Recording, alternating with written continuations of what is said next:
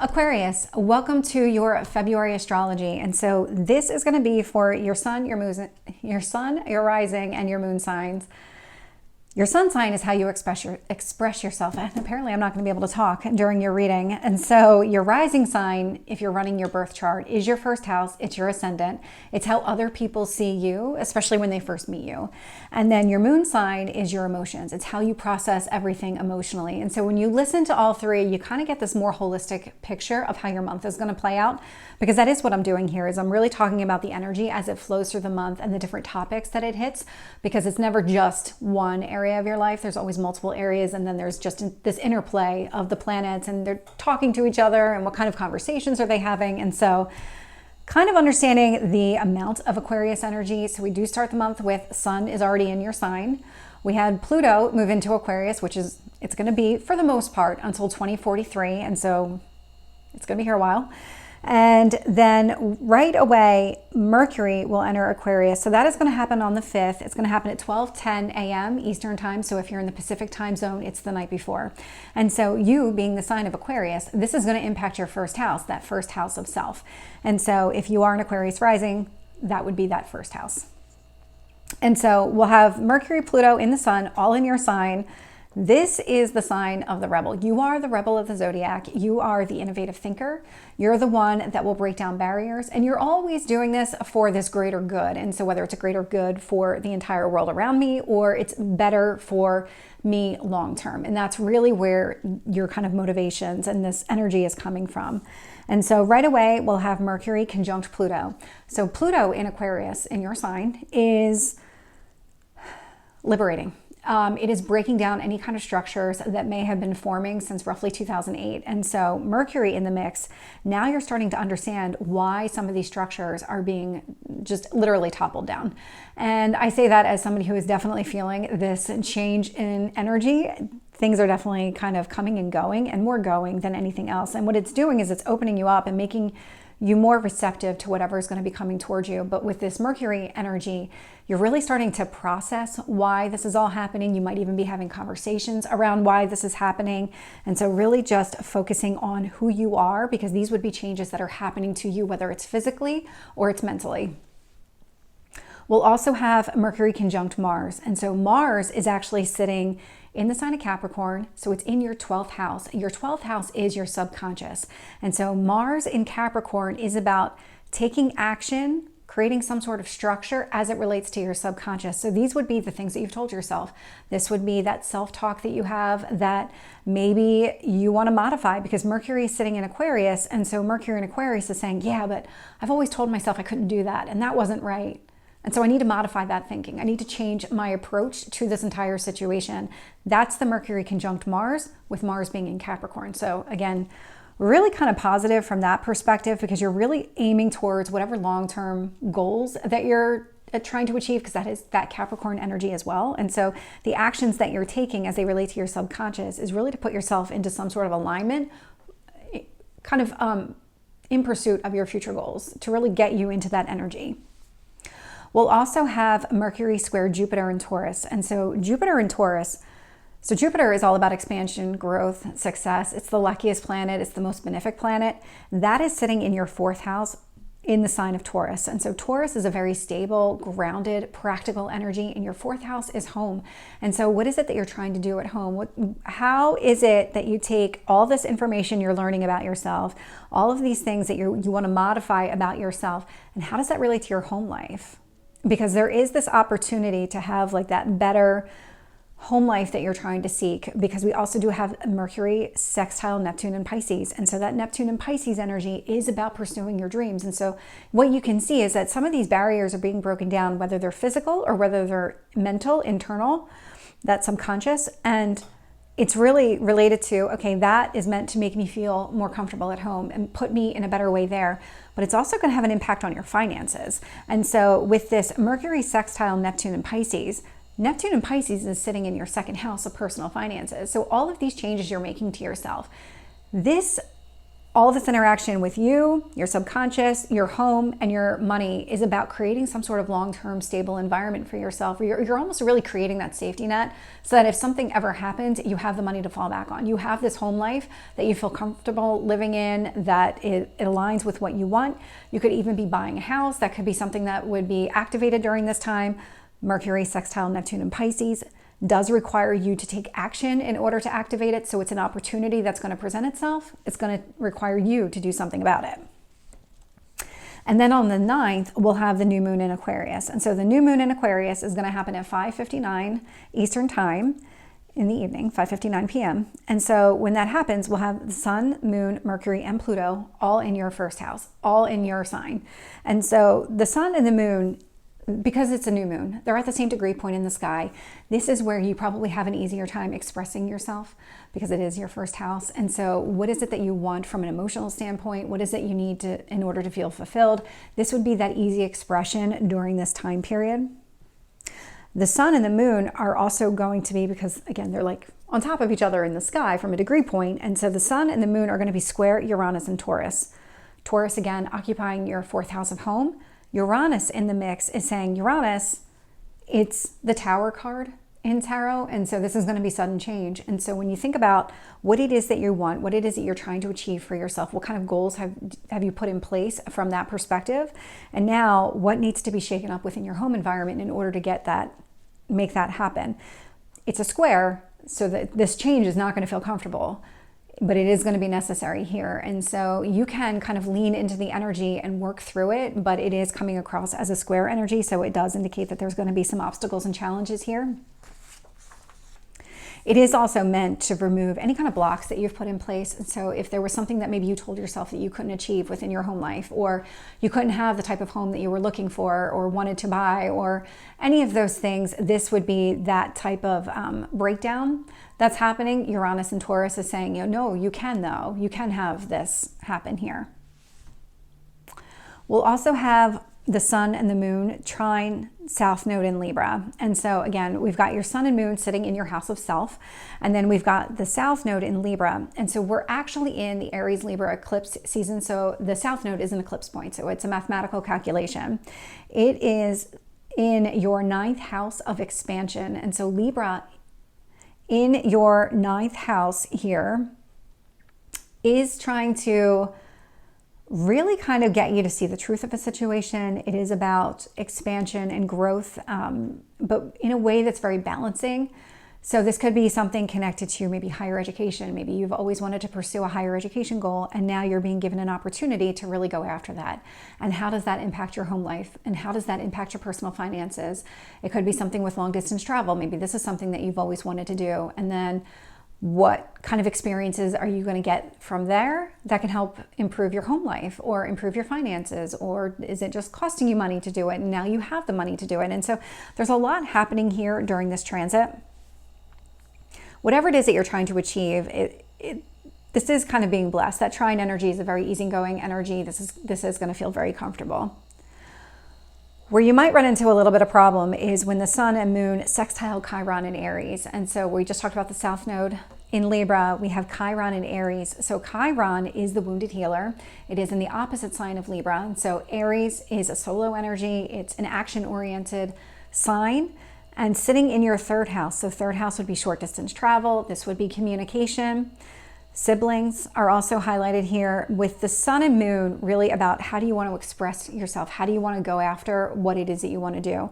Does it require some short distance travel? Does it require you to do things that maybe you weren't comfortable doing in the past? That would be that Chiron wound coming to the surface that needs to be healed. And so you're really being given an opportunity here to take action, to do something, to address this wound. And maybe maybe it is connected to your siblings. Maybe it's about having some sort of conversation with a sibling that you've been estranged, or something along those lines. Definitely a healing conversation. And then we have Mars enter into Aquarius. That's going to happen on the 13th. It's going to happen at 1:05 a.m. Eastern time. And so when that happens, we'll have Mars, Sun, and Pluto all in Aquarius, all in your 1st house. And so that's a lot of energy already sitting in your house. But now we start to talk about some of this other interaction. Mars is going to be conjunct Venus in Capricorn. So Mars is the planet of action. What actions do you need to take in Aquarius energy? So what liberating actions do you need to take as they relate to Venus in Capricorn? So what is it that you value? What structures have you put into place? What is it that you're telling yourself? Because Venus in Capricorn is in your 12th house. It's in that the house of subconscious, hidden secrets. These would be the things that you tell yourself that you can or you cannot do. And so there's something here, there's some sort of action you need to take in order to liberate yourself from any kind of preconceived notion on what it is that you wanted, or maybe where you held yourself back from going after what you wanted. We'll also have Mars square Jupiter in Taurus. And so Jupiter in Taurus is in your house of home. And so again, thinking about how do you want to grow your home life, expand it, make it more beneficial for you. And we've got Mars, so the planet of action, sitting in this liberation, this Aquarius energy. So what is it that you want to change about yourself? And how does that help in your home environment? Because this would be the actions that you take. Before it was Mercury, and now we're talking about the actions that you take. We'll also have Mars sextile Neptune and Pisces. And so Mars, again, the actions as they relate to you and who you are and what you want and what you're trying to achieve. And we've got Neptune and Pisces. So Neptune and Pisces, what are your dreams? What are your goals here? What is it that you truly want? Neptune and Pisces is sitting in your second house, your personal finances, what you value. And so what changes are you making to yourself to help put you into alignment here with what it is that you're trying to achieve from a financial standpoint? Is it like a reduction in spending because you want to grow your savings? Is it maybe changing the way that you invest in maybe different stocks, bonds, things like that? Maybe it's crypto, whatever it is. There is definitely a connection here with the actions that you're taking to better yourself. And then it's going to be connected to your personal finances and the goals that you have in that realm. Mars will be conjunct Pluto. And so no surprise here that all of these changes are going to be liberating, probably out of the box, maybe even a little uncomfortable because they might happen at a pretty quick pace. But there's definitely something here about the changes that you're taking are really just to break free and remove those barriers that stop you from kind of living your best life and going after exactly what it is that you want to do. So that was Mars on the 13th. And then we have Venus enter into Aquarius on the 16th. So that's going to happen at 8:05 Eastern Time, 8:05 a.m. And when that happens, we'll have Pluto, Mars, Sun, Venus, and Mercury all sitting in your sign, all sitting in your first house of self. And so right away, Venus is coming into the mix. The Sun is getting ready to move into Pisces. And so while they're both in this house of self, there is a little bit of friction around what it is that you value, what it is that you want versus what it is that you need in order to feel fulfilled. This is a friction energy. This is not a dominant energy by any stretch. This is just more of like, I would think of it more of as like an annoyance type of energy. This is not something that you need to pay a lot of attention to. You'll also have Venus trine the moon in Taurus. And so the moon in Taurus is sitting in your fourth house. So the moon, Taurus energy, so that grounded home life that you're looking for, moon energy. And so that is kind of what it is like from a feeling standpoint that you're trying to do within your home life. It's just this emotionally fulfilling type of energy. And so what is it that you're trying to change about your value structure? What is it that you want to maybe change about your relationships as they relate to your home life? Because there's some sort of disconnect here, and that's requiring you to make some modifications. That's that Venus and Aquarius energy. What is it that you want to change about these relationships in order to have a more harmonious, more emotionally fulfilling type of relationship? We'll also have Venus conjunct Mars. And so a few days before they were in a conjunction, but they were in different signs, different houses. Now they're in the same. And so with Venus conjunct Mars, thinking about the actions that you want to take, what is it that you're trying to achieve here from a personal standpoint? And so this is a very overlapping energy. It's where the actions you're taking align with your value structure, align with what you value about yourself or what you're trying to improve about yourself. We'll also have Venus conjunct Pluto. And so again, all of these changes that are happening are going to be very transformational. You might be seeing yourself in a different light, but in a positive way. This wouldn't be a negative transit by any means. It may feel very uncomfortable in the moment because that is going to be Pluto and Aquarius energy, but when you come out on the other side of it, it's going to feel better than before you went in. Venus square Jupiter in Taurus. And so Venus, again, sitting in your house of self, we have Jupiter sitting in your 4th house of home. And so again, thinking about your value structure, what kind of relationships do you have? How do you want to grow those relationships in your home life, in that 4th house of home? And so really thinking of it from that perspective. And so it's these changes, it's controlling what you can control. What changes are you trying to make to yourself? What is it that you want to make to yourself? This is a square energy, so there are going to be obstacles and challenges here, but they are negated by Jupiter. And so you might feel like something here needs to change. Am I comfortable with this change? Will it be the right change? Jupiter is saying yes, and so make the change. We'll also have Venus sextile Neptune in Pisces, and this sounds very familiar because, of course, as each planet comes into the mix, this is happening here. And so Venus sextile Neptune in Pisces. Neptune in Pisces, again, what kind of goals, what kind of dreams have you set for yourself as they relate to your personal finances?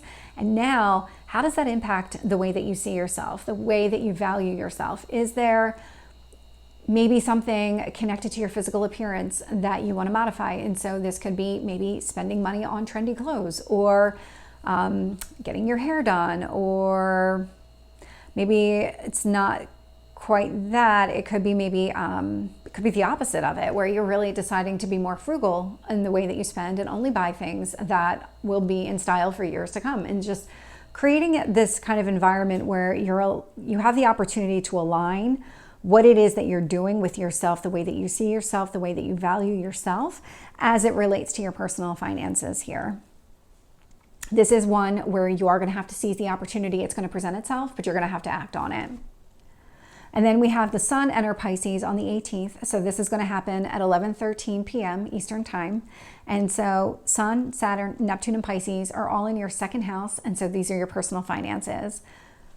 When this happens, the Sun will have multiple aspects happening. So Sun trine Moon in Cancer. So the Sun is sitting in your 2nd house of personal finances.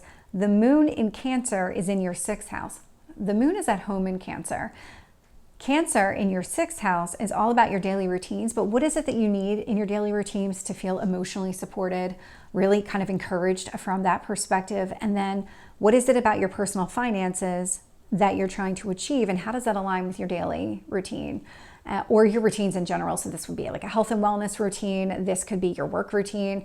All of these things that you do on a regular basis. How is your money and what you're trying to achieve here? How does that kind of provide that emotional fulfillment in your daily life? How do you get the kind of life that you're looking for? We'll have the Sun conjunct Mercury in Aquarius. And so again, Sun sitting in your house of personal finances, Mercury in Aquarius sitting in your 1st house. And so your house of self. When it comes to what it is you're trying to achieve in your personal finances, what is it that you're still changing in your house of self? What is it that still needs to be changed? There is, because again, like this is not fleeting energy. You're going to see this ebb and flows, and will ebb and flow for a while. And so Mercury in your 1st house is about understanding what changes are necessary in order to have the type of financial security that you're looking for.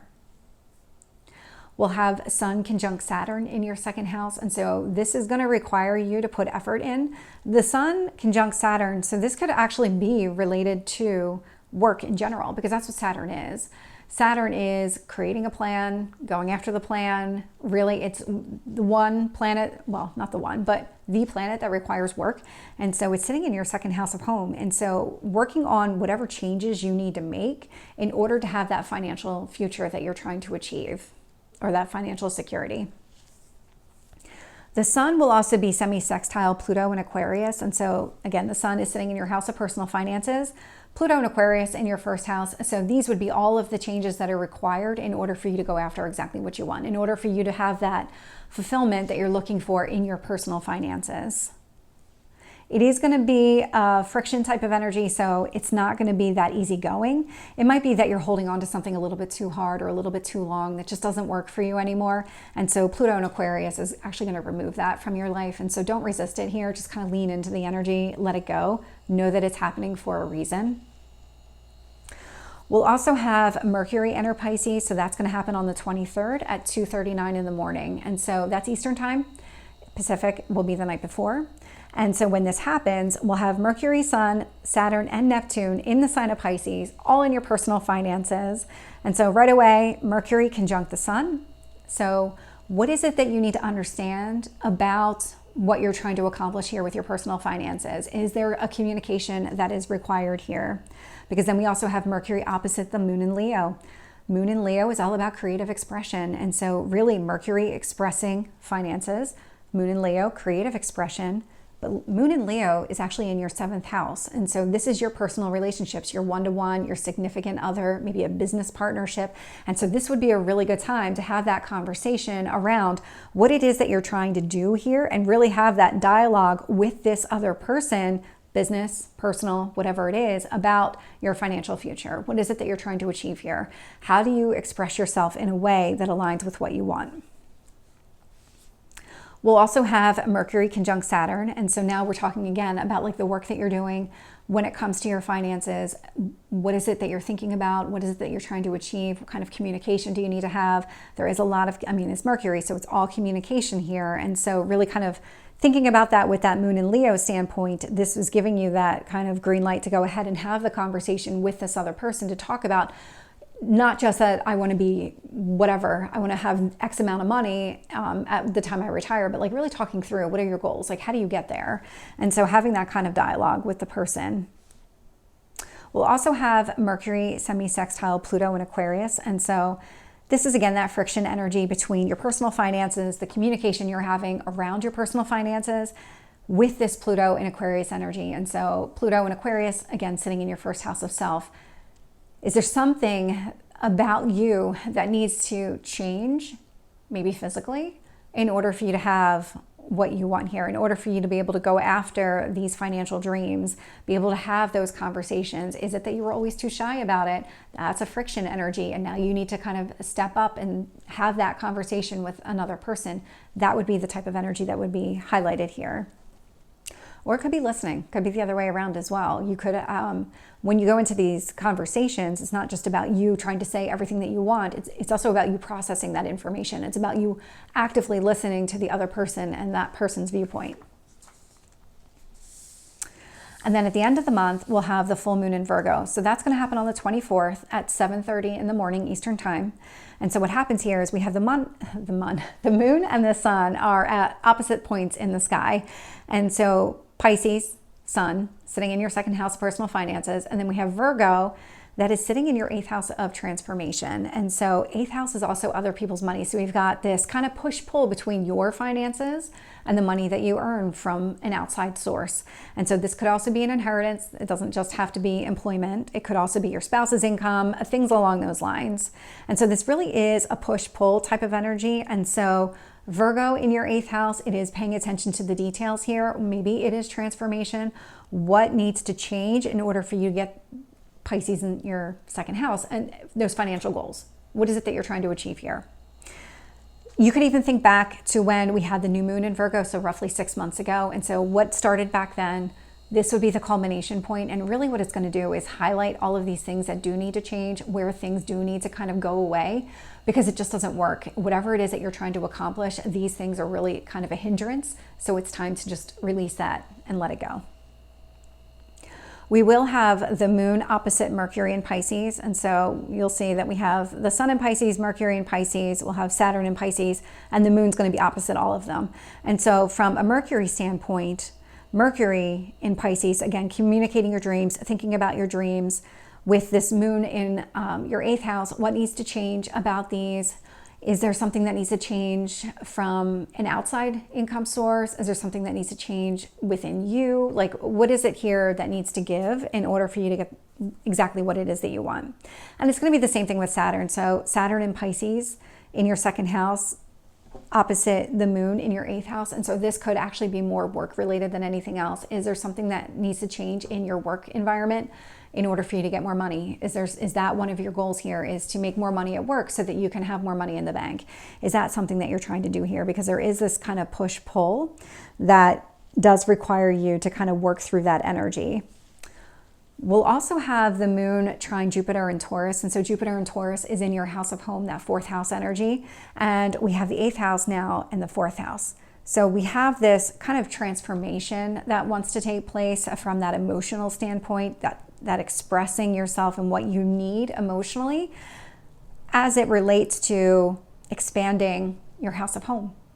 And so thinking again from that perspective, like what is it about maybe somebody else's money? Really, it's the money that you, most likely it's going to be the money that you earn through work.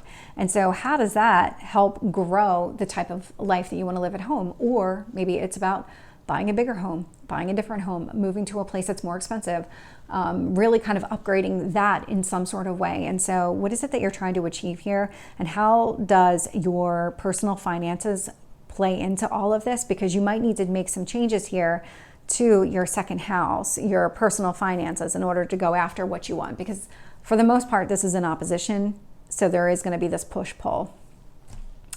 And so that is your reading for the month of February. And so I like doing the first house signs. So Aquarius, this is your reading. I hope it resonates. If it did, please like, share, and subscribe. And I will see you next time. Take care.